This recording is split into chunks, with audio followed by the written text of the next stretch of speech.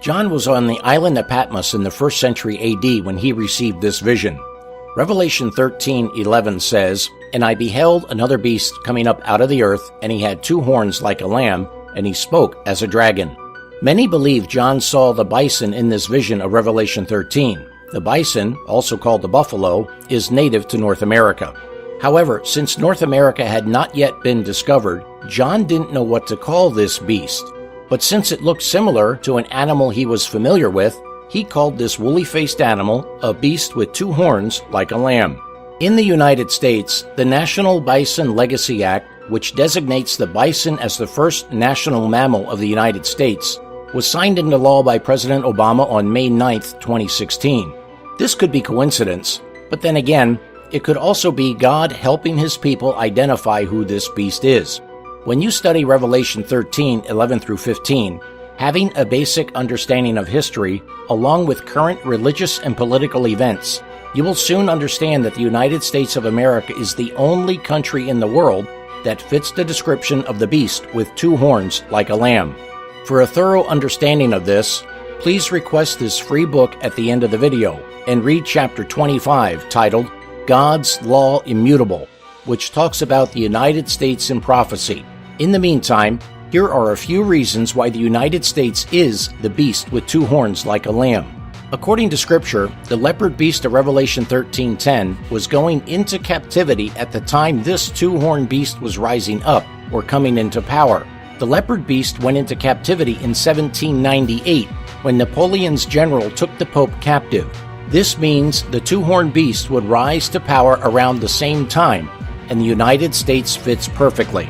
Its Declaration of Independence was signed in 1776, the U.S. Constitution in 1787, the Bill of Rights in 1789, and additions were made in 1791. Yes, the United States was rising up during the same time the papal beast was going into captivity and received its deadly wound. Revelation 13:11 also says the 2-horned beast would rise up out of the earth. This is the opposite of how the leopard beast rose from the sea. Revelation 17:15 tells us the sea, or the water, represents multitudes of people. The opposite of this is true for a beast who rises out of the earth. Therefore, this 2-horned beast must rise in a country that was sparsely populated in the 1700s. Therefore, it must be sought on the Western continent, because the European Eastern continent was teeming with people. The United States is the only country that fits this biblical description of rising to power in the New World during the late 1700s. Since this beast or nation is described as being like a lamb, this indicates youth, innocence, and gentleness, fitly representing the character of the United States when presented to the prophet as coming up in 1798. The 2 horns of its power, republicanism and Protestantism, became the fundamental principles of the nation. These principles are the secret of its power and prosperity, but according to the Bible, these principles will be discarded. Unlike the United States, other nations mentioned in prophecy were described as wild beasts because they rose to power through conquest of war. But in the beginning, the United States had no such desire. Its main concern was to live in peace, to be a haven of rest for those who were oppressed, especially through religious persecution as the Pilgrims were in Europe. Thus, the United States was founded as a peaceful, freedom-loving nation.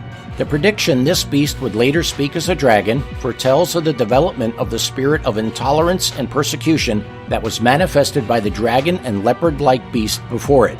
Speaking of the United States, Revelation 13:12 says, "And he exercised all of the power of the first beast before him, and causes the earth and them which dwell therein to worship the first beast, whose deadly wound was healed."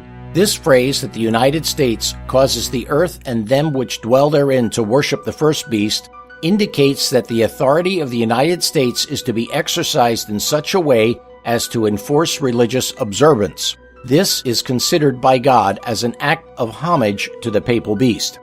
To learn more, email stmedia.co@gmail.com with your name and address for the free book, The Great Controversy Between Christ and Satan, available within the continental United States while supplies last.